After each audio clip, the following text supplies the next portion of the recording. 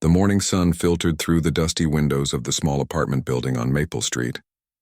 William had been living alone in apartment 3B for nearly 2 years now, ever since his divorce was finalized. At 52, he had grown accustomed to the quiet mornings filled only with the sound of his coffee maker and the distant hum of traffic below. His routine was simple and predictable. Wake up at 6:30, shower, make coffee, read the newspaper, and head to his job at the local hardware store. He had worked there for over a decade, and the familiar smell of wood polish and metal tools had become a comfort to him. His colleagues respected him for his knowledge and reliability, though few knew much about his personal life. William preferred it that way. After his marriage fell apart, he had retreated into himself, building walls that even his closest friends found difficult to penetrate. His ex-wife Sarah had taken their grown children with her to another state, claiming she needed a fresh start. The divorce papers cited irreconcilable differences, but William knew the truth was more complicated than any legal document could capture. The loneliness had settled into his bones like winter cold.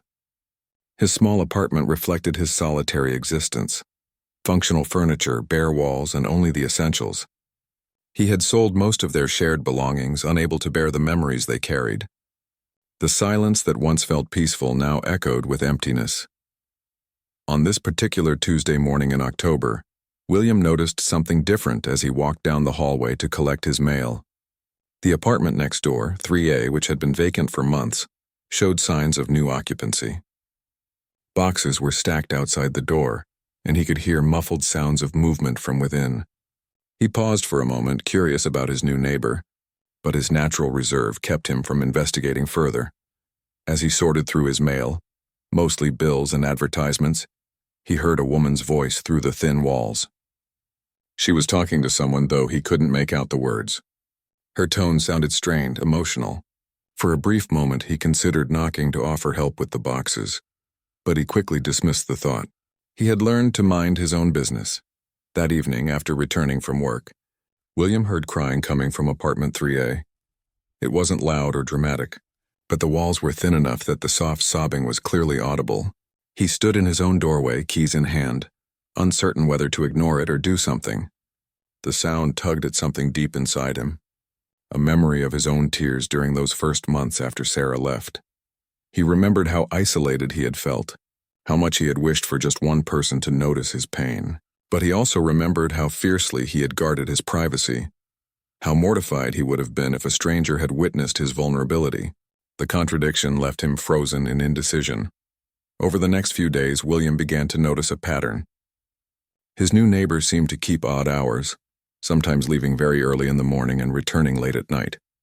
He caught glimpses of her in the hallway, a woman who appeared to be in her 40s with auburn hair and tired eyes. She always looked down when she passed him, never making eye contact or offering the polite nods that neighbors typically exchanged. The crying continued sporadically, usually in the evenings.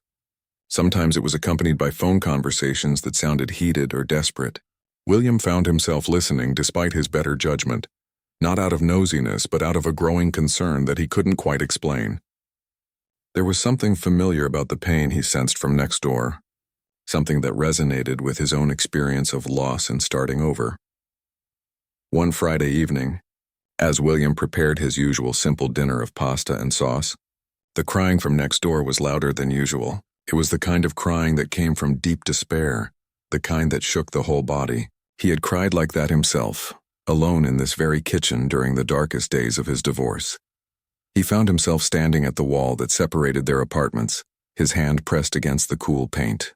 Part of him wanted to knock, to offer whatever comfort he could. But another part of him, the part that had been hurt and disappointed too many times, warned him to stay away. People's problems were their own, he told himself. He had enough struggles without taking on someone else's. But as the crying continued, William realized that his own healing had been incomplete precisely because he had faced his pain alone. No one had reached out to him, and he had been too proud to ask for help. Maybe his new neighbor was trapped in the same cycle of isolation that had nearly destroyed him. The next morning, William woke to find a small potted plant outside his door. There was no note, but he suspected it came from apartment 3A. The plant was a small succulent, the kind that required minimal care but could survive almost anything. As he brought it inside and placed it on his windowsill, he wondered if it was his neighbor's way of acknowledging their shared wall, their reluctant proximity. That afternoon, while shopping for groceries, William made an impulsive decision. He bought an extra bag of apples and a loaf of fresh bread from the bakery section. When he returned home, he left them outside apartment 3A with a simple note. "Welcome to the building. Your neighbor in 3B. The gifts were gone the next morning, but there was still no direct contact between them. William began to feel like they were engaged in some sort of delicate dance, acknowledging each other's presence without actually meeting. It was safer this way, he told himself, less complicated. But late that Sunday night, as a thunderstorm raged outside, William heard something that made his blood run cold. It wasn't crying this time, but a sound of distress that was somehow worse. A keening wail that spoke of absolute despair. It was the sound of someone who had reached the end of their rope, someone who was drowning in their own pain. Without thinking, William found himself at his front door. His hand hovered over the doorknob as he wrestled with himself. Every instinct told him to stay safe behind his own walls, to let this woman handle her own problems. But a deeper voice, one that sounded suspiciously like his conscience, told him that some moments demanded action regardless of the consequences. The wailing continued, and William realized that he couldn't live with himself if he did nothing. Tomorrow, he decided, he would find the courage to knock on her door. He had no idea what he would say or what he might find, but he knew that his days of passive observation had to end. Monday morning arrived gray and drizzling, matching William's uncertain mood. He had barely slept, replaying the sound of his neighbor's distress over and over in his mind. As he went through his morning routine, he kept glancing toward the wall that separated their apartments, listening for any signs of life from next door. The silence was almost worse than the crying had been. At least when she was crying, he knew she was okay enough to express her pain. This complete quiet made him worry that something terrible had happened during the night. He found himself checking his watch repeatedly, counting the minutes until he would leave for work, knowing he couldn't concentrate on anything until he knew his neighbor was all right. At 7:15, he heard the familiar sound of her door opening and closing, followed by footsteps in the hallway. Relief flooded through him so powerfully that he had to sit down on his couch for a moment. She was alive, she was moving around, she was getting on with her day, but the relief was quickly replaced by a new kind of anxiety. Today was the day he had promised himself he would knock on her door, and he had no idea how to follow through on that commitment. Work dragged by with agonizing slowness. William found himself making mistakes he hadn't made in years, miscounting inventory, giving customers incorrect change, forgetting to lock the storage room. His manager, Bob, pulled him aside during lunch break. "You okay, Bill? You seem distracted today. Not like you at all." William appreciated Bob's concern, but he couldn't explain the situation without sounding either crazy or intrusive. "Just some personal stuff on my mind. I'll be fine." Bob nodded, but his expression remained concerned. "You know, if you ever need to talk about anything, I'm here. Sometimes it helps to get things off your chest." The irony wasn't lost on William. Here was Bob, offering exactly the kind of support that William was contemplating offering to his neighbor. But William had always been better at helping others than accepting help himself. "Thanks, Bob. I appreciate that." The afternoon passed in a blur of forced concentration. William threw himself into reorganizing the paint section, hoping that physical activity would calm his nerves. But as closing time approached, his anxiety only increased. He realized he had been avoiding this kind of emotional risk for 2 years. And now he was about to voluntarily walk into exactly the kind of situation he had been hiding from. The drive home gave him time to rehearse what he might say. "Hi, I'm your neighbor. I was wondering if you're okay." Too direct. "I brought you some coffee." Too presumptuous. "I heard you crying last night." Definitely too intrusive. By the time he parked outside his building, he had convinced himself that knocking on her door was a terrible idea. But as he climbed the stairs to the 3rd floor, he heard voices coming from apartment 3A. One was his neighbor's voice, which he had heard crying so many times. The other was a man's voice, and it was raised in anger. "You can't keep running away from this, Kate," the man was saying. "You have responsibilities. You have obligations." "I know what my obligations are," Kate replied, her voice shaking. "But I can't do this anymore. I can't pretend everything is fine when it's not." So what, you're just going to hide in this dump of an apartment and feel sorry yourself? That's your solution? William found himself frozen on the landing, halfway between the second and third floors. He didn't want to eavesdrop, but he also didn't want to interrupt what was clearly a private and intense conversation. He sat down on the steps, hoping they would finish their discussion before he had to continue to his apartment. "I'm not feeling sorry for myself," Kate said, and William could hear the tears in her voice now. "I'm trying to figure out how to live with what happened. I'm trying to figure out how to forgive myself. Well, hiding here isn't the answer. Mom needs you. The kids need you. And frankly, I need you to pull yourself together and come home. I can't face them yet. I can't look at Mom and see the disappointment in her eyes. I can't look at the kids and know that I failed them." The man's voice softened slightly. "Kate, you didn't fail anyone. What happened wasn't your fault. The doctor said there was nothing anyone could have done, but I was supposed to protect him. I was his mother. I was supposed to keep him safe." William's heart clenched as understanding dawned. Kate had lost a child. The pieces began falling into place. The moving boxes, the crying, the late-night phone calls, the overwhelming grief he had sensed through the walls. She wasn't just sad or going through a difficult time. She was drowning in the worst kind of loss a parent could experience. "You did everything you could," the man continued. "The accident wasn't your fault. You can't keep blaming yourself for something that was completely out of your control. But if I had just stayed home that day instead of going to work, if I had picked him up from school myself instead of letting him walk, if I had made different choices—" "Kate, stop. You're torturing yourself with what-ifs.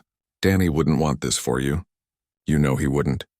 The mention of the child's name made William's eyes fill with tears. He had never experienced the loss of a child himself, but he could imagine how completely it would shatter a person's world.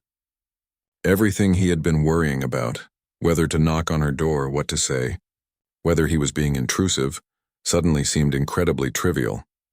"I keep thinking about the last thing I said to him," Kate whispered. "He wanted me to stay home and watch a movie with him, and I told him I had to work. I told him we'd watch it later. There is no later now. He knew you loved him, Kate. He never doubted that for a second. How can you be so sure? Because I watched you with him for 8 years. I watched you drop everything whenever he needed you. I watched you stay up all night when he was sick, read him stories until your voice gave out, cheer louder than anyone else at his baseball games. That kid was the center of your universe, and he knew it." William realized the man was probably Kate's brother or close friend, someone who had known both her and her son well. The love and frustration in his voice spoke of a long relationship and deep concern for Kate's well-being. "I don't know how to live without him," Kate said, and her voice broke completely. "I don't know how to get up in the morning and pretend life has meaning when the most important thing in my life is gone." "You don't have to pretend life has meaning right now," the man said gently. "You just have to keep breathing. You just have to make it through one day at a time. The meaning will come back eventually, but you don't have to find it today." William heard movement in the apartment, and then Kate's voice again, muffled as if she was crying into someone's shoulder. "I miss him so much, Tom. I miss everything about him. I miss his terrible jokes and the way he left his socks everywhere, and how he always forgot to brush his teeth unless I reminded him. I even miss the fights we had about homework and screen time. I know you do. We all miss him. But hiding here isn't honoring his memory. Danny would want you to live, Kate. He would want you to find a way to be happy again. I don't think I'll ever be happy again. Maybe not the same kind of happy you were before, but maybe a different kind. A kind that includes missing him but also includes other things. Good things." William sat on the steps for another 20 minutes, listening as Tom tried to convince Kate to come home for a family dinner, to see a therapist, to consider taking some time off work to properly grieve. Kate resisted most of his suggestions, but William could hear her resolve weakening. By the time Tom left, Kate had agreed to think about coming home for her mother's birthday the following week. After Tom's footsteps disappeared down the stairs, William heard Kate's door close and then immediately heard her crying again. But this time the crying sounded different, less desperate, more cathartic, as if talking to Tom had released some of the pressure that had been building inside her. William finally made his way to his own apartment, his mind reeling from what he had learned. Kate's grief put his own problems into sharp perspective. His divorce, his loneliness, his sense of starting over. These were significant challenges, but they were nothing compared to losing a child. He felt ashamed for having compared his own pain to what he had been hearing through the walls, but he also felt a strange sense of purpose. Kate was going through the kind of loss that no one should have to face alone, and while he couldn't take away her pain, maybe he could offer the one thing he had learned to appreciate during his own dark times: the simple presence of another human being who cared enough to reach out. The next few days passed in a strange rhythm of awareness and hesitation. William found himself hyper-conscious of every sound from apartment 3A, but now his listening came from a place of compassion rather than curiosity. He knew Kate's story now, and the knowledge felt like both a gift and a responsibility. He began leaving small, anonymous offerings outside her door. Nothing dramatic or expensive. A thermos of soup when he made extra, a magazine about gardening that someone had left at the hardware store, a packet of hot chocolate on a particularly cold morning. He never included notes or waited to see her reaction. These weren't gestures meant to start a conversation. They were simply acts of kindness from one grieving person to another. Kate began reciprocating in her own quiet way. She left him a homemade muffin one morning, and another day he found a small cactus sitting outside his door with a tiny, handwritten tag that said, "Thank you." The gifts were simple, but they created a bridge between their separate worlds of pain. William realized that this silent exchange was teaching him something important about healing. For 2 years he had been so focused on protecting himself from further hurt that he had forgotten how good it felt to care about someone else's well-being. Taking care of Kate, even in these small ways, was helping to mend something inside himself that he hadn't even realized was broken. On Thursday evening, William was cooking dinner when he heard Kate's phone ring. He couldn't help but listen as she answered, her voice cautious and tired. "Hi, Mom. No, I'm okay. I know Tom talked to you. I said I would think about it. Mom, please don't cry. I know how hard this is for everyone." The conversation continued for nearly an hour, and William could hear Kate's resolve crumbling as her mother pleaded with her to come home. By the end of the call, Kate had agreed to drive home for the weekend to celebrate her mother's 70th birthday. "I'll be there Friday afternoon," Kate said, her voice barely above a whisper. "But I can't promise I'll stay. No, Mom, I'm not running away. I just need more time. I love you too." After she hung up, the apartment next door fell silent.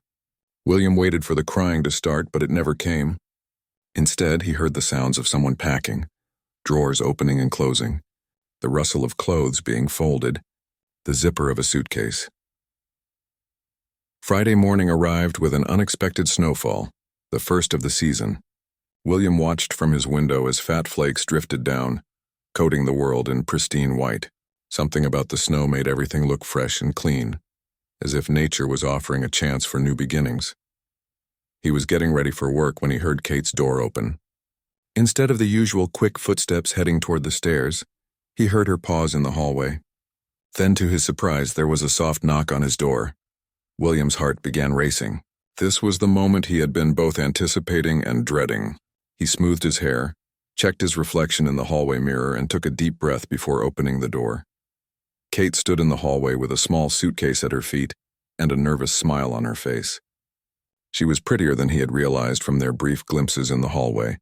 Not conventionally beautiful, but with kind eyes and an expressive face that spoke of intelligence and warmth. She was wearing a dark blue coat that brought out the color of her eyes, and her auburn hair was pulled back in a simple ponytail. "Hi," she said, her voice soft but steady. "I'm Kate. I live next door." "William," he replied, offering his hand. Her handshake was firm but brief, and he noticed her fingers were cold. "I was wondering when we'd officially meet." "I wanted to thank you," she said, looking down at her feet. "For the soup and the magazine and, well, everything.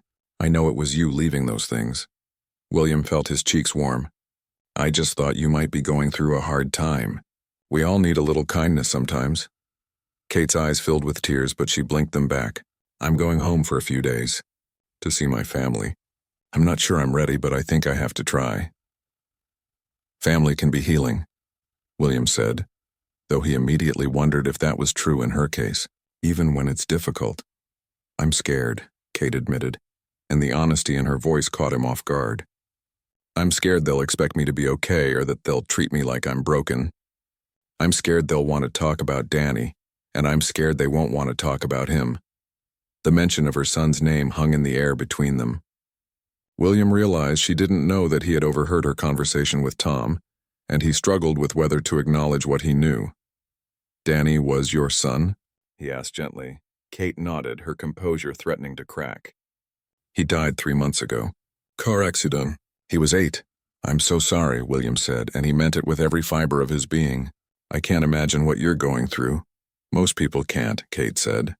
"And I'm grateful for that because it means they haven't experienced this kind of loss. But it also makes me feel very alone sometimes." William found himself speaking before he could stop himself. "I know I haven't lost a child, but I do know something about feeling alone. About feeling like you're drowning and nobody notices." Kate looked up at him with surprise. "Your divorce?" It was William's turn to be surprised. "How did you know?" "Thin walls," Kate said with a small, sad smile. "I heard you on the phone with your lawyer a few weeks ago. I wasn't trying to listen, but..." William laughed despite himself. "So we've both been unintentional eavesdroppers." "I guess we have." Kate shifted her weight, and William noticed she was shivering slightly in the cold hallway. "Would you like to come in for a cup of coffee before you drive?" he offered. The roads might be slippery with this snow. Kate hesitated for a moment, and William held his breath.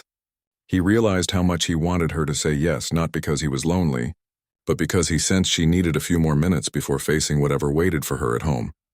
"Actually," Kate said, "that sounds really nice." William stepped aside to let her enter his apartment, suddenly self-conscious about the sparse furnishings and bare walls. Kate looked around with interest rather than judgment, taking in the single coffee mug in the sink, the neat stack of newspapers on the table, the small succulent plant she had given him sitting on the windowsill. "You kept it," she said, nodding toward the plant. "Of course. It was a gift." William moved toward the kitchen. "How do you take your coffee?" "Black is fine." Kate sat down at his small dining table, her coat still buttoned against the cold. "This is strange, isn't it? After all these weeks of living next to each other, barely speaking." "Strange, but good," William said, measuring coffee into the machine. "I've been wanting to knock on your door for weeks, but I didn't know how. Why did you want to knock?" William considered his answer carefully. "Because I could tell you were hurting, and I remember what it felt like to hurt that much alone. Because I thought maybe we could help each other somehow. Help each other how? I don't know exactly. Maybe just by being two people who understand that life can be really hard sometimes, and that having someone who knows that can make it a little less hard." Kate was quiet for a long moment, watching the snow fall outside his window. "You know what the worst part is?" she said finally. "It's not even the missing him, though that's unbearable. It's the way everyone expects me to be getting better by now. 3 months feels like forever to them, but to me it feels like yesterday." "How long are you supposed to grieve?" William asked, bringing her a steaming mug. "Apparently not this long. People keep telling me that Danny would want me to be happy, that I need to move on, that staying sad isn't honoring his memory. But they don't understand that I'm not choosing to be sad. The sadness just is. It's like asking someone to choose not to have brown eyes." William sat down across from her, cradling his own mug. "After my divorce, people kept telling me I was better off without Sarah, that I should be excited about my new life, that this was a chance for a fresh start. But I wasn't excited. I was just lost. Do you feel better now?" "Some days. Other days I still feel lost. But I've learned that healing isn't linear. It's not like climbing a mountain where you just keep going up. It's more like walking through a forest where sometimes the path is clear, and sometimes you can't see 2 feet in front of you." Kate smiled for the first time since he'd known her, and it transformed her entire face. "I like that metaphor.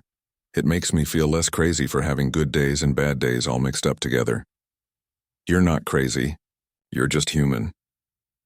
William took a sip of his coffee, gathering courage for what he wanted to say next. "Kate, I don't know if this is appropriate, but if you ever need someone to talk to when you get back, I'm right next door. And I'm a pretty good listener." Kate's eyes filled with tears again, but this time she didn't try to hide them. "Thank you, William. That means more to me than you know." Kate left for her family visit that Friday morning with a promise to be careful on the snowy roads and to call if she needed anything. William found himself checking his phone throughout the day, though he wasn't sure what he was expecting. They had exchanged numbers during their coffee conversation, more as a courtesy than with any specific plans to use them. The weekend passed quietly, and William realized how much he had grown accustomed to the subtle sounds of Kate's presence next door. The apartment building felt emptier without her, and he caught himself listening for her return. He spent Saturday cleaning his apartment more thoroughly than he had in months, though he couldn't quite explain why. Sunday he drove to the garden center and bought a small peace lily, thinking Kate might like it when she came back. Monday evening, William heard Kate's key in the lock next door. He was immediately aware of her return, but he forced himself to wait. She needed space to settle back in, to process whatever had happened with her family. But an hour later, there was a soft knock on his door. Kate stood in the hallway with red-rimmed eyes and a forced smile. She was carrying a covered casserole dish and looked like she had been crying recently. "Hi," she said simply. "I brought you some of my mom's famous tuna casserole. She sent me home with enough food to feed an army. That's very kind of her. And you?" William accepted the dish, noting how warm it still was. "How was the visit?" Kate's smile faltered. "Complicated. Would it be okay if I came in for a few minutes? I know it's late, but I could really use some friendly company." "Of course." William stepped aside, setting the casserole on his kitchen counter. "Coffee or something stronger?" "Coffee sounds perfect." As William prepared the coffee, Kate settled into the same chair she had occupied Friday morning. But her posture was different now, more deflated, as if the weekend had taken something out of her. "So," William said gently, sitting down with 2 steaming mugs, "how was it really?" Kate let out a long sigh. "They love me. They want to help. And they have absolutely no idea how to do that without making everything worse." "What happened?" "Well, my mother had packed away all of Danny's things while I was gone. She thought it would be easier for me if I didn't have to see his room exactly as he left it. She meant well, but walking into that empty room felt like losing him all over again." William winced. "That must have been awful." "It was. And then my sister kept trying to set me up with activities. Shopping, getting my hair done, going to lunch with her friends. She said I needed to start taking better care of myself, start thinking about the future. But I'm not ready for hair appointments and small talk about other people's children." "Did you tell her that?" "I tried. But she just said I was wallowing, that Danny wouldn't want me to let myself go like this. As if grief is something you can just decide to stop doing." William could hear the frustration in her voice mixed with exhaustion. "What about your brother? Tom, right?" Kate looked surprised. "How did you know his name?" William realized his mistake. He had been hoping to avoid admitting that he had overheard her conversation with Tom, but now he had revealed himself. I heard him visiting you last week. The walls really are thin, and I couldn't help overhearing. I'm sorry." To his relief, Kate didn't seem upset. "It's okay. Tom was actually the most helpful. He didn't try to fix me or rush me through this. He just listened. But even he thinks I should move back home, get support from the family. Is that what you want to do?" "I don't know what I want to do. Part of me thinks they're right, that being alone here isn't helping me heal. But another part of me feels like I need this space, this quiet, to figure out how to exist in a world without Danny." William nodded thoughtfully. "When Sarah left, everyone told me I should sell the house, get a fresh start somewhere new. They said staying there surrounded by memories would keep me stuck, but I wasn't ready to let go of those memories yet. I needed time to decide which ones I wanted to keep and which ones I was ready to release." "Exactly." Kate's voice grew animated for the first time all evening. "Everyone acts like missing him is the problem, like the goal is to stop thinking about him. But thinking about him is all I have left. If I stop missing him, what do I have? Maybe the goal isn't to stop missing him," William suggested. "Maybe it's to learn how to miss him in a way that doesn't destroy you." Kate was quiet for a long moment, staring into her coffee. "How do you do that?" "I don't know if I'm the right person to ask. I'm still figuring it out myself with my own losses. But I think maybe it starts with accepting that missing someone doesn't have to be a terrible thing. Maybe it can be a way of honoring what they meant to you. The grief counselor my family wants me to see said something similar. She said grief is love with nowhere to go." "That sounds about right." Kate looked up at him with curiosity. "Have you ever talked to anyone?" "About your divorce, I mean." William shook his head. "I probably should have, but I kept thinking I could handle it on my own. That admitting I needed help would somehow make me weak. And now? Now I think maybe being strong means knowing when to ask for help. Kate smiled sadly. We're quite a pair, aren't we? Two people who are terrible at accepting help, trying to help each other. Maybe that's exactly what makes us good at it.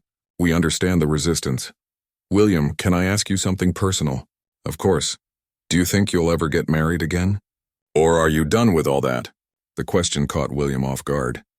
He had been so focused on Kate's grief that he hadn't thought much about his own future lately. I honestly don't know. 2 years ago, I would have said absolutely not. The idea of trusting someone with my heart again seemed impossible. And now I think maybe the right person could change my mind. But I'm not looking for it. I figure if it's meant to happen, it will. Kate nodded. People keep asking me the same kinds of questions about having another baby. As if Danny was replaceable, as if having another child would somehow fix the hole he left behind. That must be incredibly hurtful.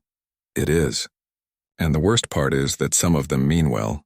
They genuinely think they're being hopeful, encouraging me to think about the future. But Danny wasn't just any child to me. He was Danny. He was irreplaceable. William reached across the table and gently touched Kate's hand. It was the first time they had made physical contact beyond that initial handshake, and he was surprised by how natural it felt. Of course he was irreplaceable, William said. Anyone who knew you for 5 minutes could see how much you loved that boy. Kate's eyes filled with tears, but she didn't pull her hand away. Sometimes I wonder if I loved him too much. If I made him too central to my identity. Maybe if I had maintained more of myself outside of being his mother, losing him wouldn't have destroyed me so completely. Kate, that's not love, that's too much. That's just love. Real deep mother love. Don't let anyone convince you that loving your child completely was a mistake. But look where it got me. I can barely function. I can't work, I can't sleep, I can't imagine a future that doesn't include him. How is that healthy? It's been 3 months, William said firmly. 3 months since your world was completely shattered. Give yourself credit for still being here, still breathing, still trying. That's not failure. That's incredible strength. Kate finally let the tears fall, and William found himself moving around the table to sit beside her. Without thinking, he put his arm around her shoulders, and she leaned into him gratefully. I'm so tired, she whispered. I'm tired of crying. Tired of explaining myself to people, tired of pretending I'm getting better when I'm not. I'm tired of being the sad woman who lost her child. Then don't be that tonight, William said softly. Tonight, just be Kate. Just be my neighbor who brought me casserole and trusted me with her story. They sat in comfortable silence for several minutes, Kate's head resting against William's shoulder. He could feel her breathing slowly return to normal, and he marveled at how right this felt. Not romantic exactly, but deeply connected. Two broken people offering each other the simple gift of understanding. William, Kate said eventually, her voice muffled against his shirt. Yeah? Thank you for not trying to fix me.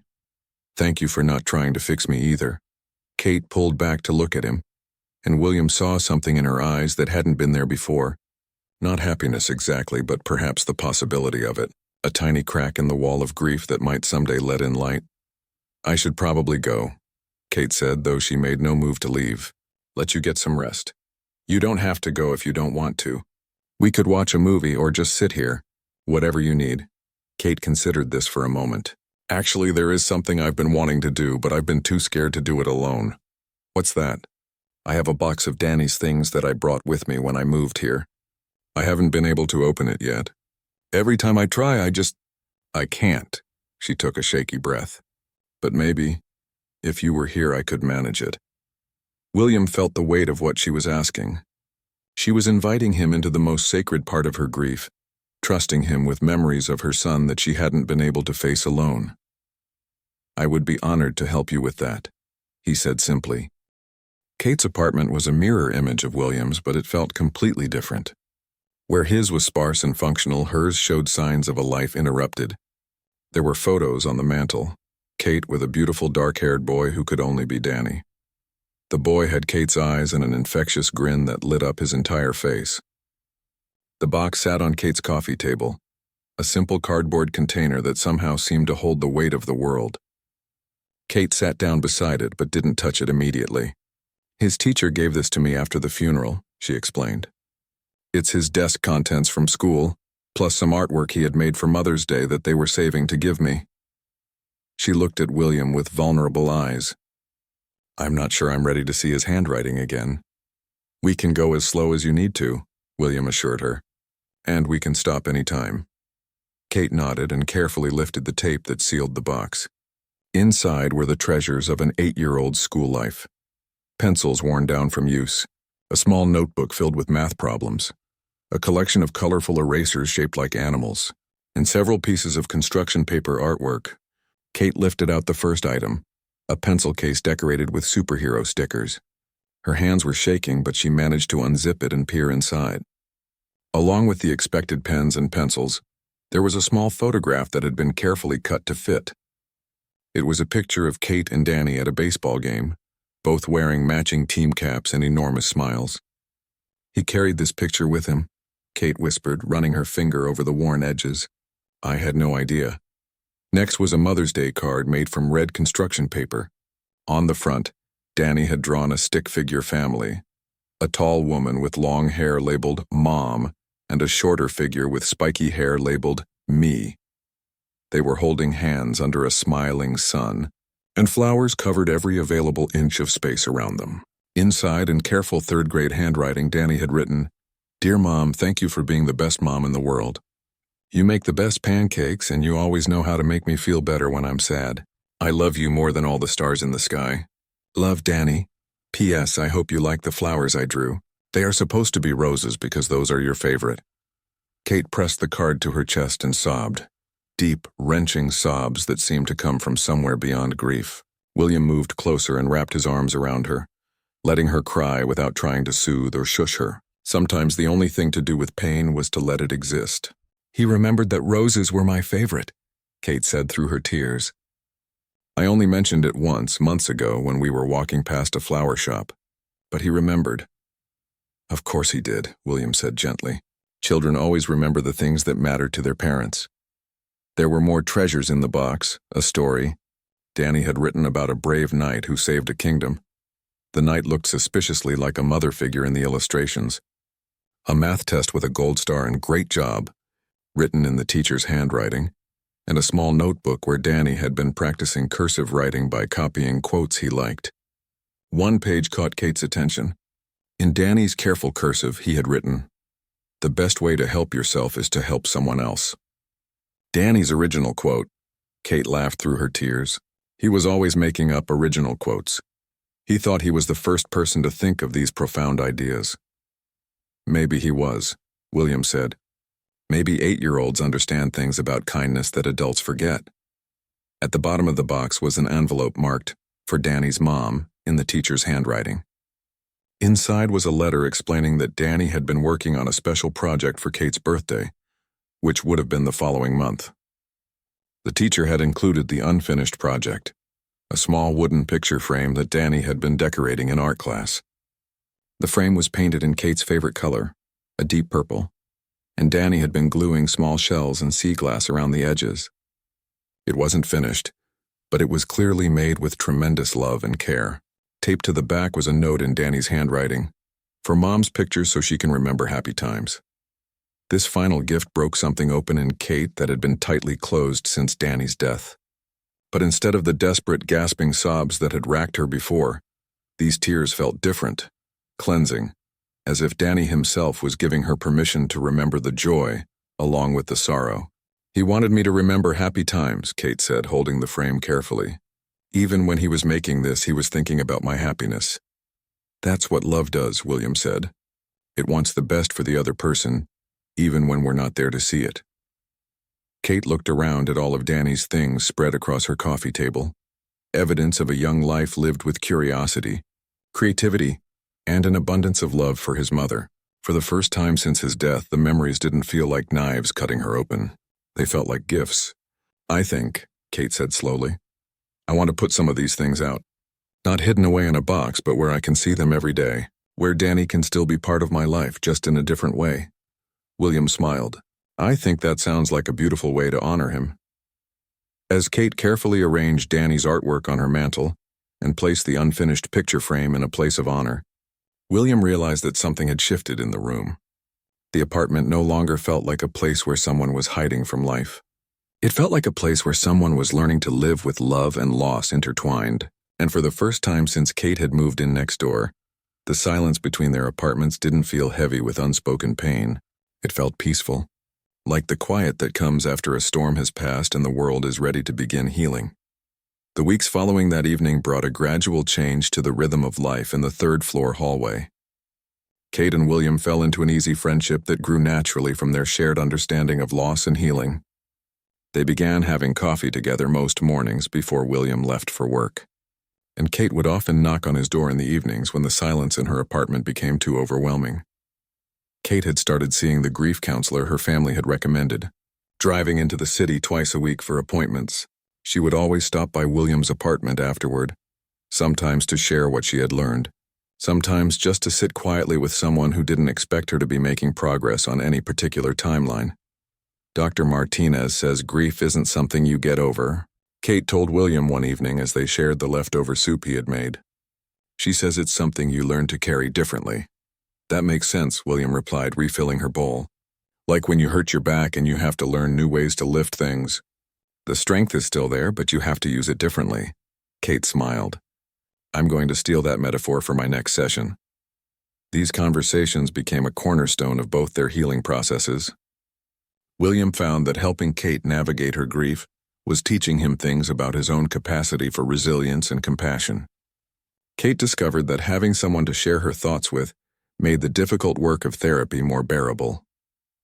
One Tuesday evening, William came home from work to find Kate sitting in the hallway outside her apartment door.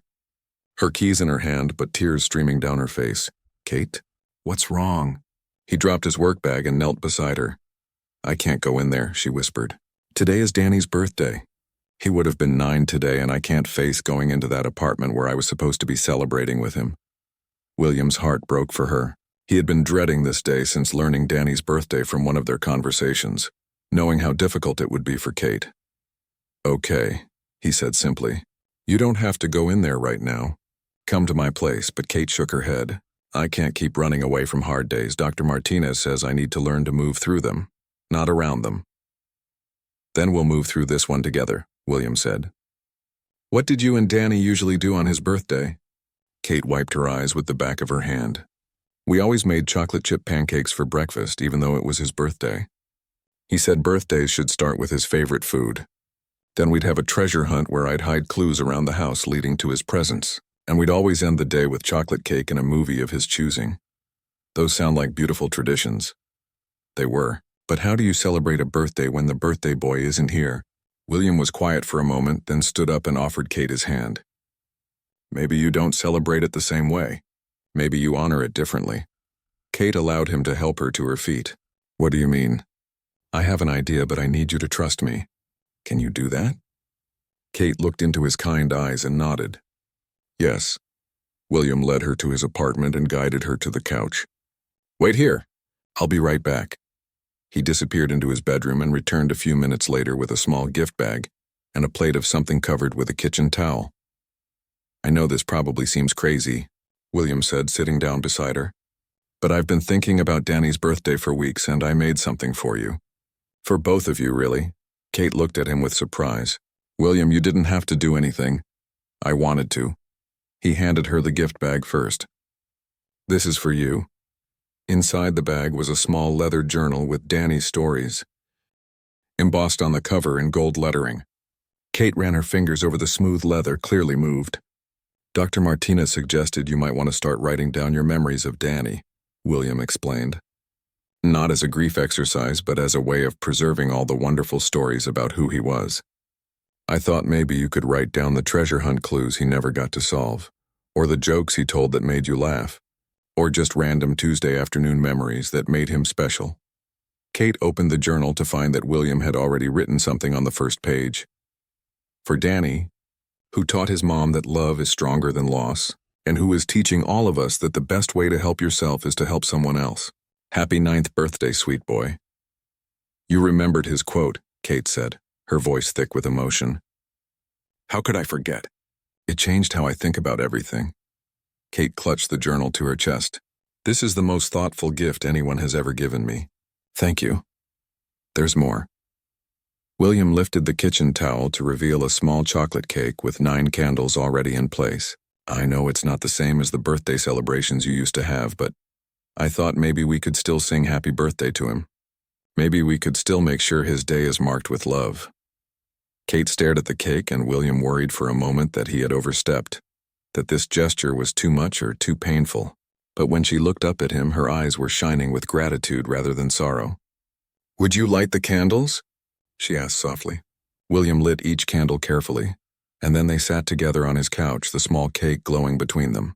Without discussion, they both began to sing happy birthday in quiet voices, as if Danny might be able to hear them somewhere in the space between grief and love. When they finished singing, Kate closed her eyes and made a wish before blowing out all 9 candles at once. "What did you wish for?" William asked. "That wherever Danny is, he knows he's still loved. That he knows his birthday didn't go unnoticed."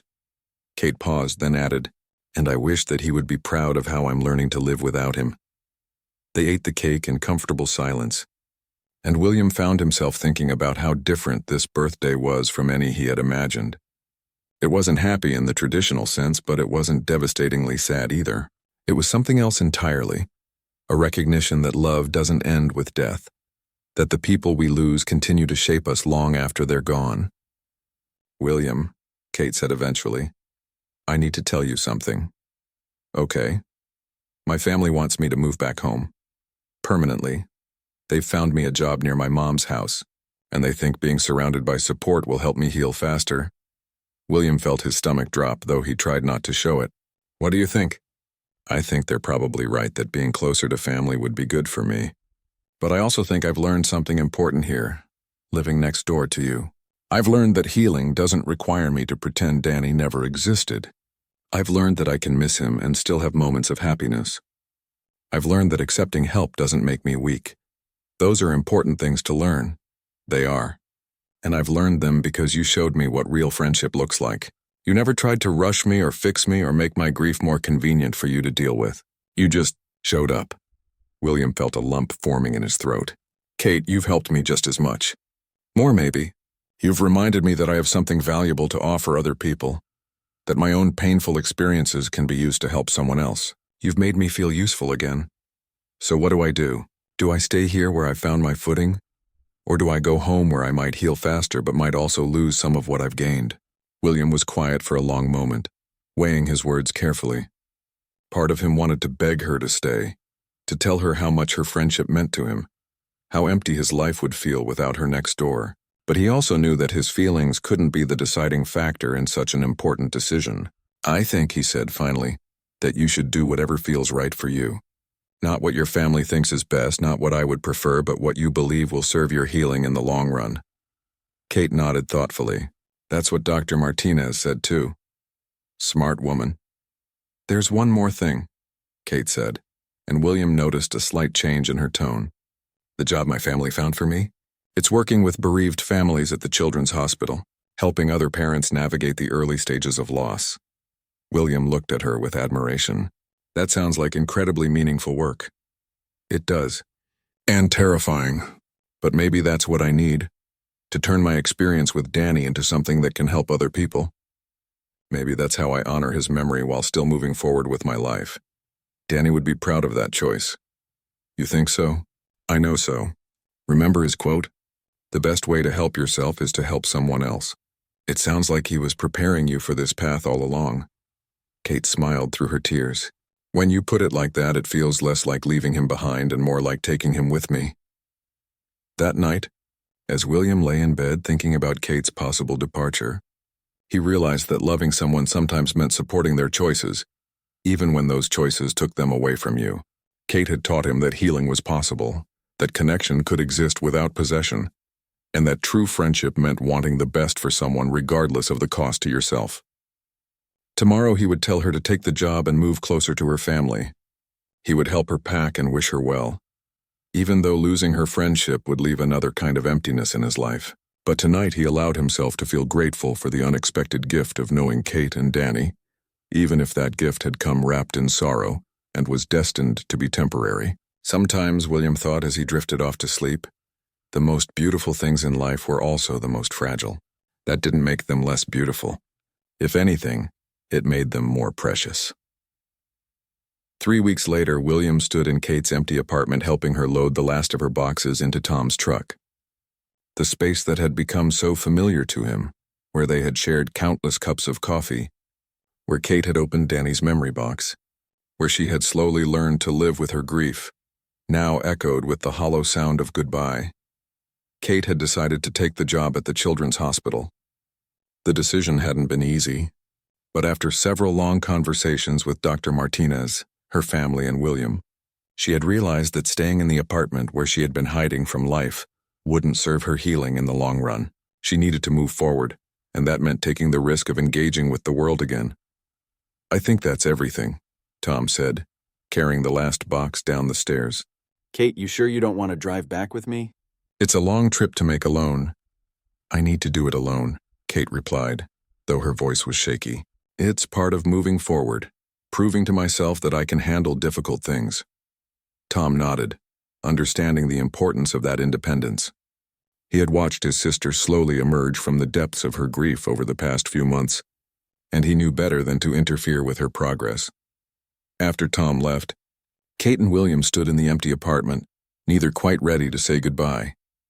The afternoon sun streamed through the windows, highlighting the dust motes that danced in the air like tiny spirits. "It's strange seeing it empty again," Kate said, her voice echoing slightly in the bare room. "When I first moved in, this emptiness felt like freedom from all the memories that were haunting me. Now it just feels lonely," William finished. "Yes, lonely." Kate turned to face him. "William, I need you to know something. These months living next door to you, learning to be your friend, they saved my life. I don't mean that dramatically. I mean it literally. There were nights when the only reason I didn't give up completely was knowing that you were on the other side of that wall, that someone cared whether I made it through the darkness." William felt his eyes fill with tears. "Kate, you saved my life too. I didn't even realize how empty my existence had become until you showed me what it felt like to care about someone else again. Promise me something," Kate said, stepping closer to him. "Promise me you won't go back to living like you were before. You have so much love to give, so much wisdom to share. Don't hide it away again." "Only if you promise me something too," William replied. "Promise me you'll remember that healing isn't a destination you arrive at. It's a journey you're always on. There will be setbacks and difficult days, and that doesn't mean you're failing. I promise." They stood looking at each other for a long moment, both aware that this friendship had changed them in fundamental ways. Kate was no longer the broken woman who had moved in 6 months ago, and William was no longer the isolated man who had been merely existing rather than living. "I have something for you," Kate said, reaching into her purse. She pulled out a small wrapped package. "Don't open it until after I leave." William accepted the gift, noting how light it was. "Thank you. I have something for you too." He handed her an envelope that had been sitting on the kitchen counter. Kate looked at it with curiosity but didn't open it. "For the road," William explained. They walked out of the apartment together, Kate locking the door one final time. In the hallway they embraced, not the careful, polite hug of casual acquaintances, but the fierce hug of two people who had walked through fire together and emerged transformed. "Take care of yourself, William," Kate whispered against his shoulder. "You too, Kate, and remember, if you ever need someone to talk to, someone who understands, I'm just a phone call away." "I'll remember." William watched from his window as Kate loaded her car with the final item she was taking with her. She looked up at his building one last time, waved, and then drove away down Maple Street. He stood at the window long after her car had disappeared, feeling the strange mixture of sadness and gratitude that comes with meaningful endings. Finally, he opened Kate's gift. Inside the small box was a tiny succulent plant, identical to the one she had left outside his door during her first week in the building. Attached was a note written in her careful handwriting. "Dear William, this little plant survived everything I threw at it during my darkest months. It didn't need much, just a little light, a little water, and patience. Kind of like friendship. Kind of like healing. Thank you for being patient with me while I learned to grow again. With love and gratitude, Kate. P.S. His name is Danny Jr. Take good care of him." William placed the small plant next to the other succulent on his windowsill, creating a tiny garden of resilience and remembrance. Then he opened Kate's envelope, which contained a single sheet of paper with an address and phone number, along with a brief message. "Kate, This is the contact information for the grief support group that meets at my church every Thursday evening. I know you're not particularly religious, but the people who attend aren't necessarily either. They're just folks who understand that life sometimes breaks us in ways that require community to heal. I've been attending for about a year now, and it's helped me remember that I'm not as alone as I sometimes feel. You might find it helpful too. William. Kate stared at the note as she sat in her car at a rest stop 2 hours outside the city. William had been attending a grief support group for a year, and had never mentioned it during all their conversations about healing and moving forward. She realized that even as he had been helping her navigate her own loss, he had been doing his own quiet work to heal from his divorce and rebuild his life. She thought about Danny's favorite quote, "The best way to help yourself is to help someone else," and realized that William had been living that truth long before he met her. He had helped her not because he had figured everything out, but because he understood what it felt like to be lost and was still finding his own way. The realization filled her with a warmth that had nothing to do with romantic love and everything to do with human connection. She and William had found each other at exactly the moment when they both needed to remember that healing was possible, that friendship could bloom in the most unexpected places, and that sometimes the people who help us the most are the ones who are walking a similar path of recovery. As Kate continued her drive toward her new life, she carried with her not just Danny's memory, but also the memory of William's kindness, his patience, and his quiet strength. She had learned that love takes many forms: the fierce love of a mother for her child, the complicated love within families, and the unexpected love that grows between two broken people who choose to help each other heal. Back in his apartment, William felt the familiar quiet that had once felt like loneliness, but now felt like peace. The building was silent around him, but it didn't feel empty anymore. It felt like a place where beautiful things had happened, where two people had learned to transform their pain into something useful, where friendship had bloomed in the space between sorrow and hope. He looked at the two small plants on his windowsill, Kate's original gift and Danny Jr., and realized that she had given him far more than houseplants. She had given him a model for how to live with loss, how to honor what was gone while still embracing what remained. She had shown him that healing didn't require forgetting, that moving forward didn't mean leaving everything behind. Tomorrow, William decided he would attend the grief support group meeting. Not because he was ready to share his story, but because Kate had reminded him that healing happened best in community, that the wisdom gained from our own struggles was meant to be shared with others who were walking similar paths. And someday, when someone new moved into apartment 3A, someone who was perhaps crying through the thin walls, someone who was learning to navigate their own version of loss, William would remember what Kate had taught him about the courage required to knock on a stranger's door and offer the simple gift of understanding. The best way to help yourself, he thought, really was to help someone else. Danny had been wise beyond his 8 years, and his mother had carried that wisdom forward in ways that would ripple out far beyond anything she could imagine.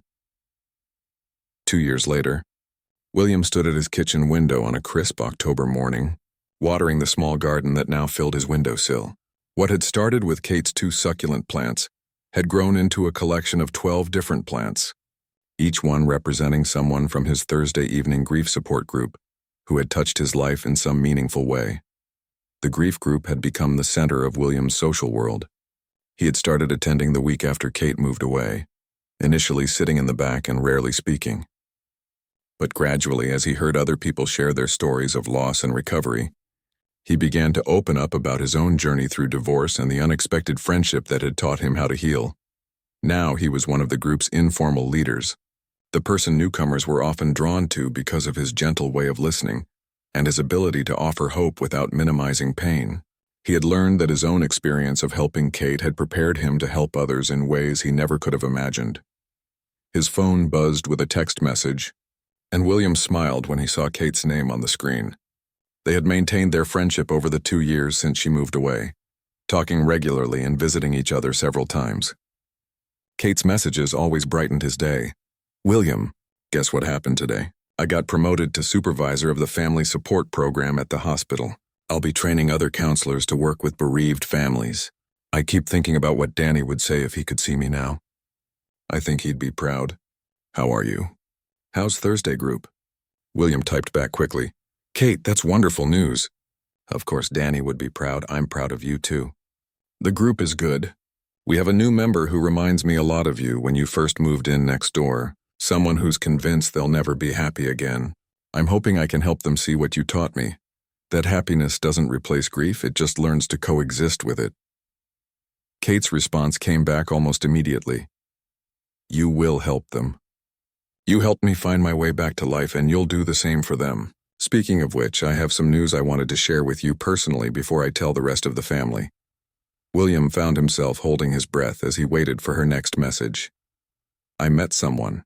His name is David, and he works at the hospital too. He's a pediatric nurse who lost his wife to cancer 3 years ago. We're taking things very slowly, but William, I think I'm ready to let someone love me again. And maybe even more importantly, I think I'm ready to love someone again without feeling guilty about it. William felt a rush of happiness for his friend that surprised him with its intensity. For a moment, he examined his feelings carefully, wondering if there would be any jealousy or regret mixed in with his joy for Kate's news, but there wasn't. There was only genuine happiness that she had found someone who understood her journey and could walk alongside her as she continued to heal. Kate, that's the most wonderful news. I'm so happy for you. Danny's wisdom keeps proving itself true. Helping others really is the best way to help yourself. You found love by learning to give it again. Exactly. And William, I need you to know that none of this would have been possible without what you taught me about friendship and healing. You showed me that it was possible to honor Danny's memory while still building a new life. David and I talk about our lost loved ones often. They're part of our relationship in a healthy way. William set down his phone and looked around his apartment, which had transformed as much as he had over the past 2 years. The walls now held photographs, pictures from grief group gatherings, shots of him and Kate during her visits, images from the camping trip he had taken with his brother last summer. His bookshelf was filled with books on counseling and healing that he had been reading in preparation for his own career change. 6 months ago, William had made the decision to go back to school to become a licensed counselor, specializing in grief and loss. At 54, it felt both terrifying and exactly right. The hardware store had been good to him, but he had discovered a calling in helping others navigate their darkest moments. His plan was to eventually start a practice, focused on helping people who were rebuilding their lives after major losses. The irony wasn't lost on him that his own greatest loss, his marriage ending, and the isolation that followed, had led him to his greatest discovery about himself. He had learned that his capacity for empathy and his ability to sit with other people's pain were gifts that could be used to heal both himself and others. The irony wasn't lost on him that his own greatest loss, his marriage ending and the isolation that followed, had led him to his greatest discovery about himself. He had learned that his capacity for empathy and his ability to sit with other people's pain were gifts that could be used to heal both himself and others. His phone rang, interrupting his thoughts. He was surprised to see his ex-wife Sarah's name on the caller ID. They hadn't spoken in over a year, and their last conversation had been purely functional, about finalizing some paperwork. Hello, Sarah. Hi, William. I hope I'm not calling at a bad time. Not at all. How are you? How are the kids? We're all doing well. Actually, that's part of why I'm calling. Jessica is getting married next month, and she specifically asked me to invite you to the wedding. I know things ended badly between us, but you were a big part of her life for so many years, and she wants you there. William felt a wave of emotion hearing about his former stepdaughter's wedding. Jessica had been 12 when he and Sarah married, and he had walked her through her teenage years. When Sarah left, she had taken the kids with her, and William had lost not just a wife but also the children he had come to love as his own. I would be honored to be there, William said. Thank you for calling, Sarah. I know this isn't easy. Actually, William, there's something else I wanted to say.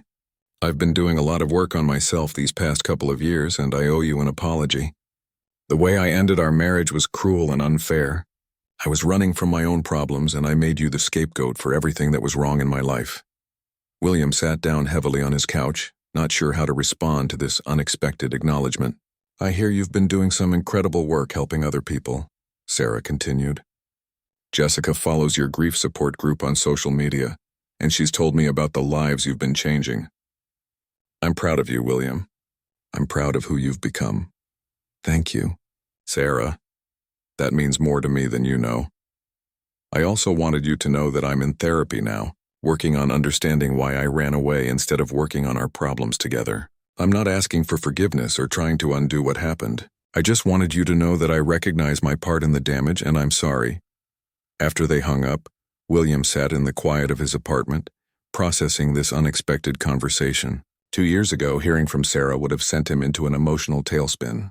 Today, he felt peaceful, grateful for the apology, but not dependent on it for his sense of self-worth. He realized that Kate had been right when she said that healing wasn't about getting over things, but about learning to carry them differently. His marriage to Sarah was part of his story, but it no longer defined his story. His divorce had led him to Kate. Kate had led him to the grief group, and the grief group had led him to his new calling. Everything was connected in ways he never could have anticipated. That evening at the Thursday grief support group meeting, William looked around the circle at the familiar faces and the new ones. There was Margaret, who had lost her husband of 40 years and was learning to live alone for the first time in her adult life. There was James, a young father whose toddler had died in an accident and who was struggling to keep his marriage together through their shared grief. And there was Lisa, the newest member who had just lost her teenage daughter to suicide and was convinced that life would never have meaning again. Lisa reminded William so much of Kate during those early days. The same hollow look in her eyes, the same way of holding herself as if she might shatter at any moment. The same conviction that healing was impossible.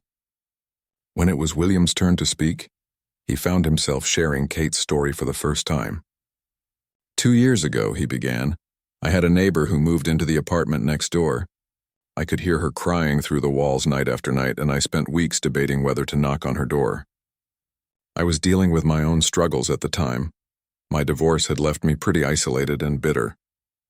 But something about her pain called to something in me that I thought had died. The group listened intently as William described those first tentative conversations with Kate. Her resistance to help, the way their friendship had grown slowly through small acts of kindness and shared understanding. She had lost her 8-year-old son in a car accident, William continued, and he saw Lisa's sharp intake of breath. For months she was convinced that she would never be happy again, that her life had ended along with his. She couldn't imagine a future that included anything but missing him. What happened to her? Lisa asked, speaking for the first time in the 3 weeks she had been attending meetings. She learned what I hope all of us learn eventually, William said gently. That healing doesn't mean forgetting or getting over our losses. It means learning to carry our love for the people we've lost in a way that honors them while still allowing us to engage with life. Where is she now? Margaret asked. William smiled. She's working at a children's hospital, helping other families navigate the early stages of loss. She took her experience with grief and transformed it into a way of serving others. And just today she told me that she's found love again. Not a replacement for what she lost, but a new chapter that includes her son's memory in a healthy way. So she's happy? Lisa's voice was barely above a whisper. I think she would say she's learning to be happy in a different way than she was before. Her happiness now includes missing her son, but it also includes other things. Meaningful work, new relationships, hope for the future. It's not the same happiness she had when Danny was alive, but it's real and it's beautiful. After the meeting, Lisa approached William hesitantly. The neighbor you talked about tonight, Kate, do you think I could talk to her sometime? I know it sounds crazy, but hearing about someone who's been where I am and found a way forward. I don't think it sounds crazy at all, William said. Let me ask her if she'd be comfortable with that. I think she'd be honored to help. As William drove home that night, he thought about the ripple effects of kindness and connection. Kate's willingness to share her story through him had given Lisa the first spark of hope she'd shown since joining the group. Danny's wisdom about helping others was continuing to spread in ways none of them could have predicted. When he got home, William called Kate to tell her about Lisa and to ask if she would be willing to speak with her. Of course I will, Kate said immediately. William, do you realize what you've done? You've created a community of healing. You've taken what we learned from each other and multiplied it. We created it together, William corrected, and Danny started it with his insight about service. I have an idea, Kate said suddenly. What if we started something more formal? What if we created a program that connected people who are further along in their healing journey with people who are just beginning? Like a mentorship program for grief recovery? William felt excitement building in his chest. That's a brilliant idea. We could call it Danny's Circle or something like that. Danny's Circle, Kate repeated, and William could hear the smile in her voice. He would love that. His wisdom helping people he never met. Over the next several months, William and Kate worked together to develop Danny's Circle into a real program. They partnered with local hospitals, hospices, and counseling centers to create a network of trained grief mentors who could support people during their darkest times. William's Thursday group became the pilot program, and Kate trained the first group of mentors using techniques she had learned in her work at the Children's Hospital. The program grew beyond anything either of them had imagined. Within a year, Danny's Circle had expanded to 5 cities, helping hundreds of people discover that healing was possible even after the most devastating losses. On the second anniversary of Kate moving away, she came to visit William for a special celebration. They stood together in his apartment, now filled with photos and mementos from their friendship and the community they had built together. The windowsill still held their original plants, now flourishing and surrounded by dozens of others. "Do you remember that night when you helped me open Danny's memory box?" Kate asked, holding the unfinished picture frame Danny had been making for her birthday. "How could I forget? That was the night you started healing, really healing. I've been thinking about something Danny wrote in that box. He said the frame was for my pictures so I could remember happy times. I think he somehow knew that I would need help remembering that happiness was still possible." Kate reached into her purse and pulled out a photograph. It was a picture of her and David at a Danny's Circle training session, surrounded by other mentors and participants. Her face was radiant with purpose and joy, but she was wearing a small pin on her jacket, a tiny photograph of Danny. "I want to put this in Danny's frame," she said. "Not because I'm replacing him or forgetting him, but because this moment represents everything he taught me about turning love into service." As Kate carefully placed the photograph in the frame Danny had made, William realized they had come full circle. The apartment where Kate had once hidden from life had become the birthplace of a movement that was helping people all over the country discover that love was indeed stronger than loss. "You know what I think?" William said, watching Kate arrange the frame on his mantel next to a photo of the original Thursday grief group. "What's that?" "I think Danny is still teaching people how to help themselves by helping others. His wisdom is living on through every person we've been able to help, every mentor we've trained, every moment of hope we've been able to offer someone in despair." Kate smiled through her tears. "The best way to help yourself is to help someone else. Still true, still changing lives." That night, as William prepared for bed in the apartment that had witnessed so much transformation, he reflected on the strange and beautiful journey that had brought him to this point. His divorce, which had once felt like the end of his story, had actually been the beginning of his most meaningful chapter. Kate's arrival next door, which had seemed like just another neighbor moving in, had actually been the arrival of a teacher who would change the course of his entire life. He looked at the 2 small plants on his windowsill, Kate's original gift and Danny Jr., and marveled at how much growth had come from such small beginnings. Sometimes he thought the most important doors we open are the ones that lead us to people who need exactly what we have to offer, and who have exactly what we need to receive. Tomorrow there would be another Thursday group meeting, another chance to offer hope to someone who was convinced that healing was impossible. There would be new mentors to train, new grief circles to establish, new ways to honor Danny's memory by continuing his mission of helping others. But tonight William simply felt grateful. Grateful for the courage to knock on a stranger's door, grateful for a friendship that had taught him how to transform pain into purpose, and grateful for an 8-year-old boy's wisdom that continued to ripple out into the world, bringing light to people he would never meet, but whose lives he would forever touch. The best way to help yourself, William thought as he drifted off to sleep, really was to help someone else. And sometimes, if you were very lucky, helping someone else led you to discover who you were truly meant to be.